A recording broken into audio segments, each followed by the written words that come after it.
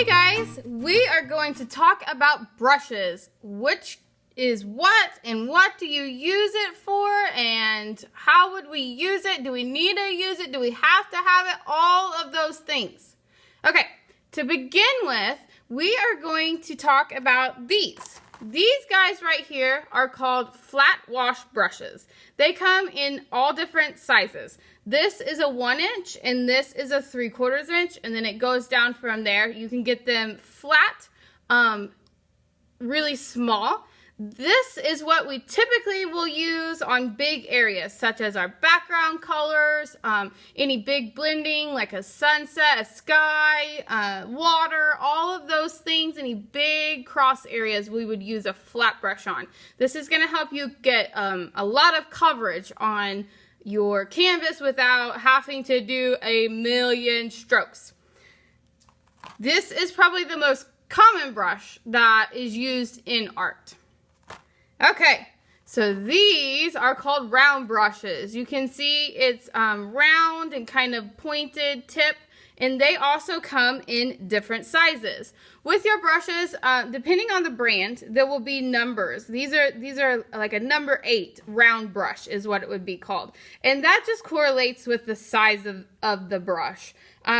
These are good for detail. Like this one is really small. You would use this inside of a really small area like an eye, or if you're doing something and you just need like a really small fine line like edges or something like that, you would use the smaller one opposed to the round one. This round one is probably the second most common used brush. So these are round brushes, and they come in all sizes also. They can go bigger, and then they go all the way down to this little teeny tiny thing where there's hardly any hairs on the brush. So these are good for like if you're doing some flower petals, or if you're trying to fill in like hair or round like nose, nostril holes, all those small kind of things. This is really good for. This is called a Filbert. It is a kind of a flat but rounded on the top brush. A lot of painters use this. A lot of artists looking for something in between the flat brush and the round brush. This is what you would use. This works really well for like some flower petals, or different, like if you're trying to get like foam on the sea and you want to do like a stippling motion, this is really good for that. All kinds of things. This is just your in between of a flat brush and a round brush. It's kind of flat, but then it's got a rounded tip on the edge of it.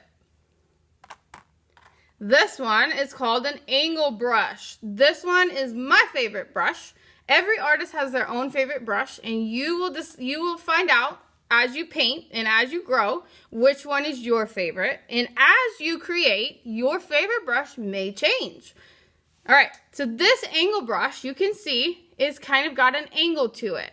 And it's similar to the flat brush and the Filbert brush, only it's cut at an angle. This is really good for lining and edging. You can use this to kind of fill in some areas, and it gives you a different stroke line. Like if you were doing hair, this would be helpful in getting that hair stroke going like through the picture. So this is called an angle brush, and it also comes in different sizes. You can get bigger ones, you can get smaller ones, you can get thinner ones, you can get like fatter ones, like thicker ones, all kinds of flat angle brushes. This is called a fan brush. A lot of people use the fan brush for trees. So if you were going to do like say a Christmas tree, this would work really well to give you the branches going through. Some people use this to blend. Say you were doing a portrait and you were trying to get a really soft blend between the highlights and the shadow areas. This is similar to like a makeup brush, so it can be used to blend your highlights and your shadows just like if you were applying makeup. It's also, some people use it for grass. It's really good for grass, and some people use it for hair. So it kind of has a variety of uses, and they come in different sizes as well. They can get really large and thick, and then they go really small too. So this is a really cool brush. This one is like a hog's hair brush. This is typically something you would use for, say, if you were doing oil painting. It's really hard, like kind of thick bristled brush. You can use it with acrylic paint for like clouds.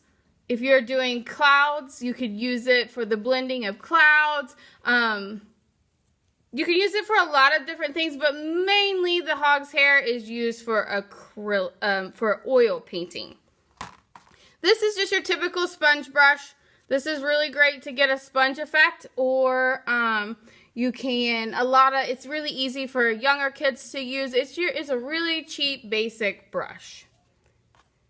This is also a cheap, basic brush. You can get them anywhere from the Dollar Tree, Michael's, Walmart, anywhere has them. They are great for like grass. They are really not the nicest bristles, and so it leaves kind of like a scratchier finish rather than a smooth finish. You can use it for blending across a sky, or if you're doing a crosshatch like blend background, you can use it also. It's just not going to give you a real smooth, fine finish, but I like them. This is one of my favorite brushes also. So the last one is not really a brush. This is called a palette knife, but it's a tool that can be used like a brush. There are a lot of artists that do palette knife painting. So this is traditionally used to mix and blend your colors, but you can use it as a tool for your painting. There are a ton of artists who use this palette knife to create their picture, their painting. What it does, it's used kind of like a spatula, like laying ice on a cake, and it gives you more of a textured finish. So you would pick up the paint and then you would put it on kind of like icing a cake, and it just leaves it thicker and more textured and more blocky. Whereas if you were using the flat brush, you're going to be able to get a really smooth, easy, solid blend across. And this is going to give you more of an impressionistic, abstract, textured look. So it's not technically a brush, but it is used a lot of times as a tool like a brush. And then, of course, we all have fingers. These are also used similar to brushes. You can do finger painting with flowers. You can do all kinds of stuff with your fingers. So don't forget that you have 10 tools right here all the time. So we won't necessarily use all of these all the time. We will kind of spread out here and there with what we're going to use. But you kind of have a general overview now of what each brush is and what you would use it for. And then if you have any questions throughout about which brush you should be using, or how to use a brush, or if you need to switch a brush, then make sure you comment or ask, and we will let you know. And then let us know which brush do you find the most interesting? Which brush do you prefer? And like I said earlier, it probably will change throughout your career as an artist. As you paint and you grow and you explore and you find different brushes and you use them, you will probably find that it changes. So let us know which one you enjoy, which one you like, and if you have any questions.